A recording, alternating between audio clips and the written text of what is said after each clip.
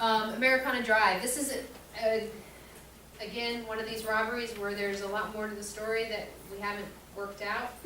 There was a party at this house, or this apartment, Watergate Apartments, around 2:20 in the morning. There was some sort of altercation inside at this party. Some people inside the apartment were assaulted, and some things were taken from the apartment. Game console, that kind of thing. But since a lot of people have been drinking, and some people knew some people, but not other people at the party, the next morning they reported that things had been taken and the fight, and it classifies it as a robbery because during this assault they think some of the same people took the items. So just sounds like a real mess of a situation that we're not going to have very good information about because they were intoxicated. Boucher Avenue. The victim and the people arrested had some sort of prior relationship. The victim said he was walking in the area when these two people drive up. For some reason they're irate at the victim who's walking. They jump out of the car. Says Prairie swings a knife at the victim, and during this fight the victim's jacket comes off and Prairie takes it. So now we have a robbery. Whether that's the intent or not, we're not sure. It seems like some reason Prairie and Walston were angry at the victim. Walston tried to run the victim over with a vehicle during this assault. So we end up coming, we arrest both of them. We end up arresting the victim because he had an open warrant as well. So again, it's a situation, yes, we do have crimes in the city. We have some that are random, and we have some that obviously there's more to the story. Coral Drive, armed robbery. The victim is driving down Bywater Road. He gets flagged down by two men who are walking, and he stops his vehicle and gives them a ride to Admiral Drive, okay, at 11 p.m. at night. When they get to Admiral Drive in West Street, one of the passenger points a gun at the victim, he says. They make him drive to the 200 block of Coral Drive over by the Boys and Girls Club, which is kind of a secluded parking lot off the main drag. They demand money, they take his keys, they take his phone. They flee the area with the car keys, leaving the victim there with no way to go anywhere. So he runs to a house and calls the police. Again, don't pick up hitchhikers. It's not a good idea, especially when they're wearing masks. Yes. Pleasant Street. Okay, so this is one of the ones where I was talking about false report. Okay? So I think we get a call initially that there's someone with a gun, a kid with a gun, on Pleasant Street. Well, maybe walking into the Timothy house. And we get there and we find this boy and girl, and the boy says, "Officer, I have a BB gun," right away. He's like, "I have a BB gun, don't." So then they say, what happened was, it's not his BB gun. He said they were walking towards Timothy House when they were approached by a boy who also lives in the neighborhood, a 15-year-old boy. And the boy took the BB gun out and put it to the girl's head and demanded her cell phone. And he did take her cell phone charge cord. But the boy with the girl said that he wrestled the gun. He thought it was a BB gun, so he wrestled the BB gun away from the kid, and it was a BB gun. But he kept it, and that's why he had it when the officers got there. So the officers found the boy that they said had taken the charge cord, and he did in fact have the charge cord with him when the officers found him. Very distinctive orange, iPhone charge cord. He had it. So they charged him with with robbery, and because he had a record, juvenile record, he went to Cheltenham that night.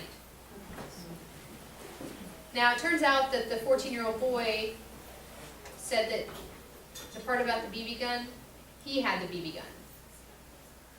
He had the BB gun in his pocket. He said he didn't display it. He said he didn't get it from the boy who took the, so it's this, it's confusing. The male who was with the girl whose charge cord was stolen said that he had the BB gun in his waistband during the whole situation with the other boy taking the charge cord. Now, why he lied about whose the BB gun was, we're not sure. But he was charged with false statement, and also the girl was ended up getting charged with false statement as well, because she said the same thing that the boy did. So we're not still quite sure what happened with that. All we know is that the one kid did have the girl's charge cord, so, yes. May we ask questions? Yes, go ahead. When the police went to Timothy House, was that the front door that they went, that the police went to, or was it the back door? I don't know. And does the report give you a time of day that this took place? And there's reasons why It was about 6:15 p.m. It was early evening. That didn't happen. that is. They said they were on Pleasant Street when this happened. That's what they said. And they all live on Pleasant Street. No, They they don't live on Pleasant Street, and they were not on Pleasant Street. Okay. Because we know exactly the timeline. Yeah. So they're using Pleasant Street as that location because down the street here is public housing under that Penrose property. That's why they lying about where it happened. Why? Because Primrose will put a lot of them out. Okay. Well, the one kid that they don't live in Penrose. I know they don't. Yeah. Okay. So Silverwood Circle robbery. This was the Super Bowl robbery.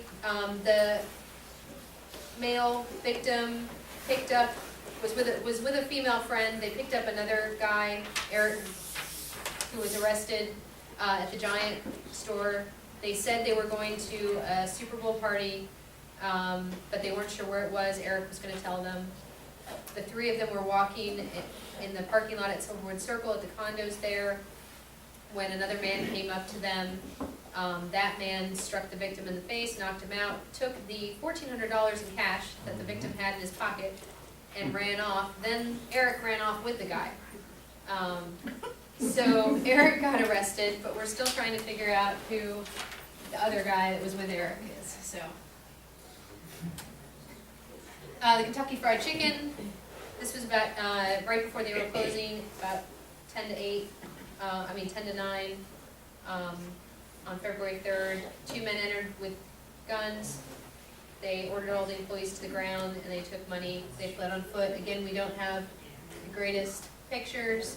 They obviously were covering up, but we can always hope that someone recognizes a jacket, especially when they're wearing distinctive jackets like that. The Robinwood shooting from this weekend, February 8th. The 24-year-old victim from Arnold was sitting there.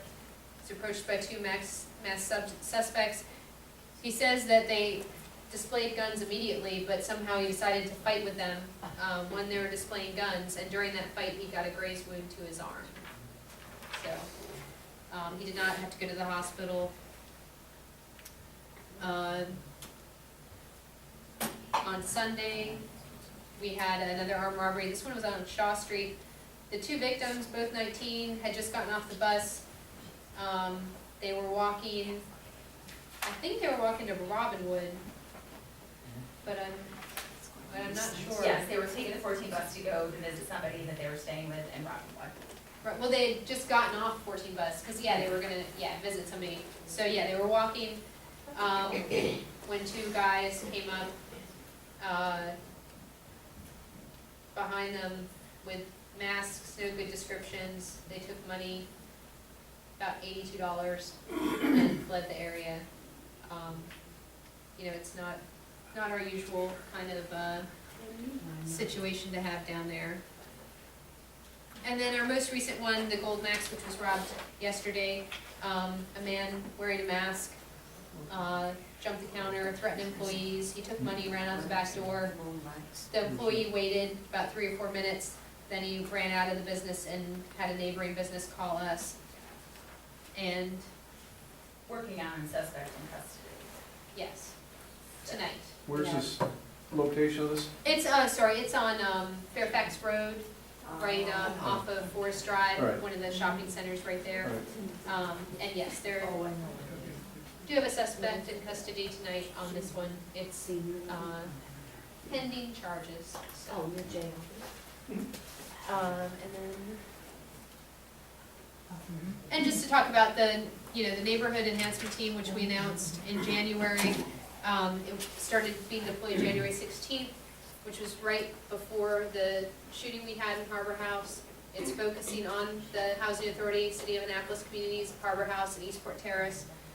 They're focused on foot patrol, and they're gonna, their goal is to reduce violent crime in the community, so. Were they on patrol when that shooting happened? No. They are Tuesday through Friday, Wednesday through Saturday coverage, till 1 a.m. I believe. They're till 1 a.m.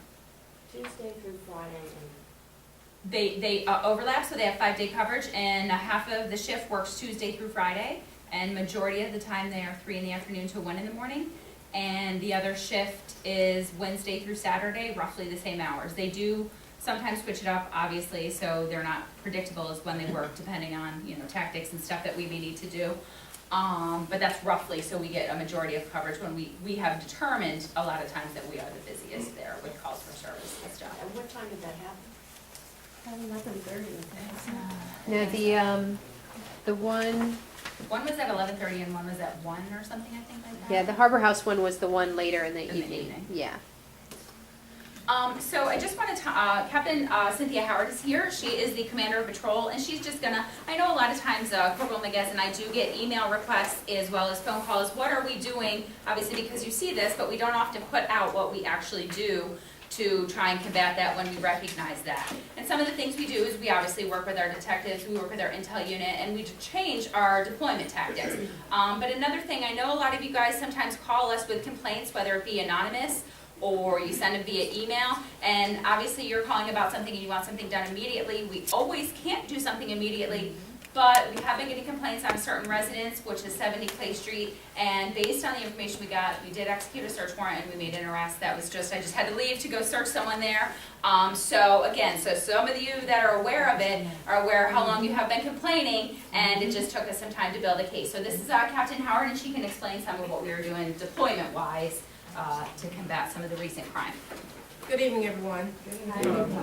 As she said, I'm in charge of patrolling traffic, so a lot of times things that happen, patrol are the initial responding officers. So what we do, what you've seen is that we've been having a lot of robberies and shootings lately, and it is alarming. But we have a crime meeting every 2 weeks. And what we've seen in our crime meeting, when we put things up on the board, is we look for patterns so that we can put together operational plans. We don't have a specific pattern as what we've seen in the last 60 to 90 days of all the robberies and the shootings.